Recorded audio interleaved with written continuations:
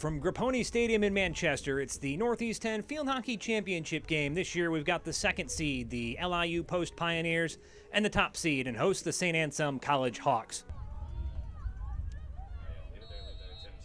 The whistle blows and we are underway. We're scheduled for 70 minutes in our title bout this afternoon. At the end of the afternoon, we will have a new Northeast 10 champions. Again, it'll be Abby Sawyer taking the corner on the near side. Miller stationed at the right wing. Sawyer to the top of the circle. Again, the Pioneers let it go through. Same play to Quintanilla on the right side of the circle. Quintanilla towards the net. Stopped. Rebound. Pushed towards the net as well. And again, they'll scramble for it. And a penalty stroke has been called. The foul committed in the goal mouth. Always tough to tell for exactly what reason a stroke has been called. The most likely in that scenario is that Sears stepped on the ball and covered it up. Cannot be sure that that's what happened, but it is among the most likely possibilities. In any event, it's a penalty stroke for LIU Post. Steph Moserino will take it for the Pioneers and try to open the scoring. 18:31 on the first half clock. Pioneers a golden opportunity to open the scoring. The whistle blows. Moserino steps to the ball, puts it to the right side and in. Low shot sneaks inside the right post, and Steph Moserino opens the scoring. 1-0 LIU Post with 18:31 to play in the first half. 45 and ticking. Towards the circle. Put on net. Save made. Corner coming. Oh, this is going to just about do it. You're allowed to continue playing the corner after time expires, but the Hawks not going to have much time for much more than this as it's 25 seconds and counting. They're going to get one crack at this on the corner. We got shades of a year ago here at Grapponi Stadium. Here's the play that leads to the corner. Ball comes into the scramble, and a foul committed in there.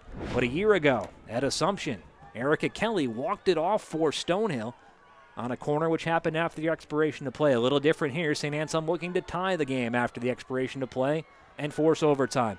The Hawks going to push everybody up into this corner. I mean, there's no reason not to. You can't give up a goal in this situation.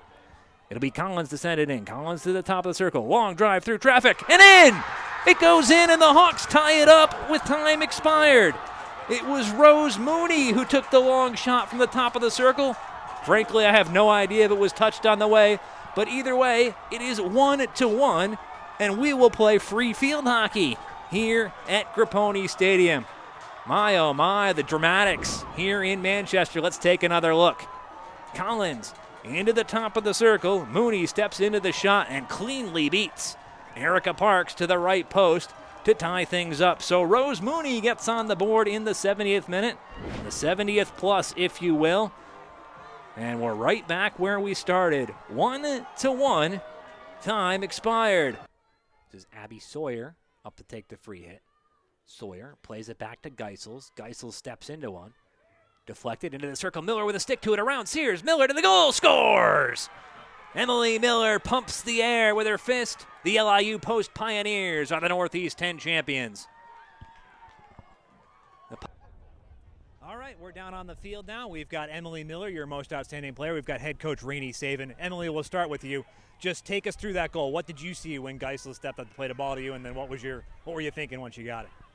Honestly, there was so much going through my mind, and all I wanted to do was just finish. I wanted to win this. I wanted us to be they came back and scored in overtime, and all I knew I just needed to put it in the back of the cage.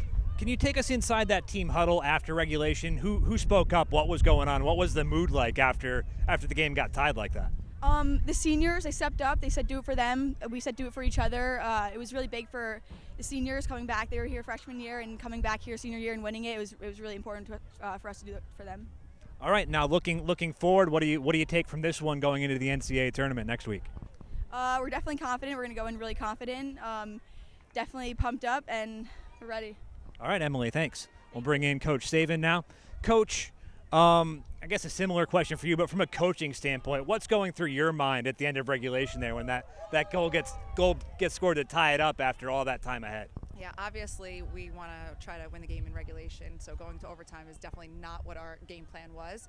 But I know that we've been pretty successful in overtime, especially with this team against them earlier in the season. we were able to beat them in overtime as well. So wasn't really the way I wanted it to end. I wanted to end it in 70, but I'll take the W at the end of the game. Take it either way, absolutely. And just talk a little bit about Emily's performance. Obviously, trying to feed her the ball a lot of the day, but not many chances for her throughout, but then gets a big one at the end there. Absolutely. Miller has just been amazing for us all throughout the year. I think teams are playing her very smart, but she's got amazing skill, talent, speed. She's smart. She was able to make adjustments and thank goodness put the ball in the net for us at the end of the day. All right, thanks, Coach. Thanks, guys. Good luck next week.